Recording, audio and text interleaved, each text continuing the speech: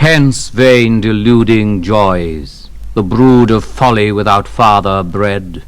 How little you bested, or fill the fixed mind with all your toys. Dwell in some idle brain, and fancies fond with gaudy shapes possess, as thick and numberless as the gay motes that people the sunbeams, or likest hovering dreams the fickle pensioners of Morpheus train. But hail, thou goddess, sage and holy, hail, divinest melancholy, whose saintly visage is too bright to hit the sense of human sight, and therefore to our weaker view o'erlaid with black staid wisdom's hue. Black, but such as in esteem Prince Memnon's sister might beseem, or that starred Ethiop queen that strove to set her beauty's praise above the sea nymphs and their powers offended. Yet thou art higher far descended. Thee bright-haired Vesta long of yore to solitary Saturn bore. His daughter she, in Saturn's reign such mixture was not held a stain. Oft in glimmering bowers and glades he met her, and in secret shades of woody Ida's inmost grove, while yet there was no fear of Jove. Come, pensive nun, devout and pure, sober, steadfast, and demure, all in a robe of darkest grain, flowing with majestic train, and sable stole of cypress lawn over thy decent shoulders drawn. Come, but keep thy wonted state, with even step and musing gait, and looks commercing with the skies, thy rapt soul sitting in thine eyes. There held in holy passion still, forget thyself to marble, till with a sad leaden downward cast thou fix them on the earth as fast. And join with thee calm peace and quiet, spare fast that oft with gods doth diet, and hears the muses in a ring aye round about Jove's altar sing, and add to these retired leisure that in trim gardens takes his pleasure. But first and chiefest with thee bring him that yon soars on golden wing, guiding the fiery wheeled throne, the cherub Contemplation. And the mute Silence hissed along, lest Philomel will deign a song, in her sweetest, saddest plight, smoothing the rugged brow of night, while Cynthia checks her dragon yoke gently o'er the accustomed oak. Sweet bird that shunts the noise of folly, most musical, most melancholy, thee, chantress oft the woods among, I woo to hear thy even song. And missing thee, I walk unseen on the dry smooth shaven green, to behold the wandering moon riding near her highest noon, like one that had been led astray through the heaven's wide pathless way, and oft, as if her head she bowed, stooping through a fleecy cloud. Oft on a plat of rising ground I hear the far-off curfew sound, over some wide-watered shore, swinging slow with sullen roar.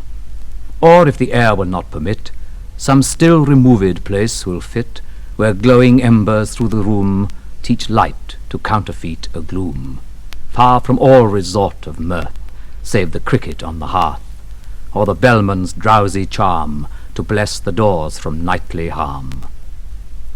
Or let my lamp at midnight hour be seen in some high lonely tower, where I may oft outwatch the bear, with thrice great Hermes, or unsphere the spirit of Plato to unfold what worlds or what vast regions hold the immortal mind that hath forsook her mansion in this fleshly nook.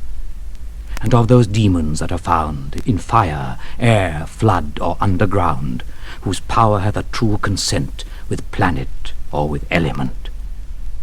Sometime let gorgeous tragedy in sceptred pall come sweeping by, presenting Thebes or Pelops' line, or the tale of Troy divine, or what, though rare, of later age, ennobled hath the buskined stage.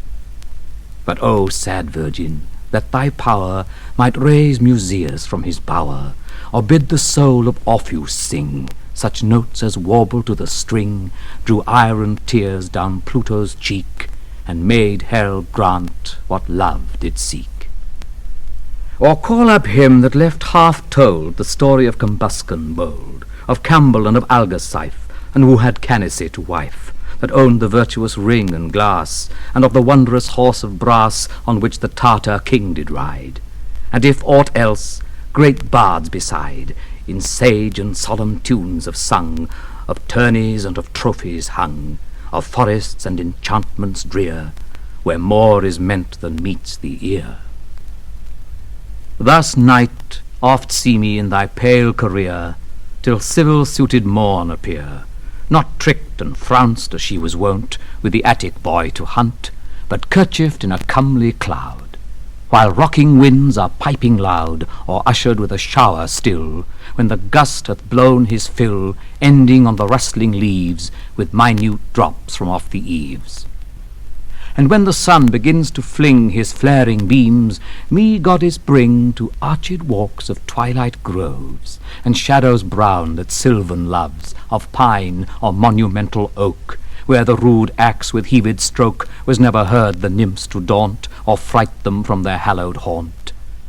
There, in close covert by some brook, where no profaner eye may look, hide me from day's garish eye, while the bee with honeyed thigh that at her flowery work doth sing, and the waters murmuring, with such consort as they keep, entice the dewy feathered sleep. And let some strange mysterious dream wave at his wings in airy stream of lively portraiture displayed, softly on my eyelids laid.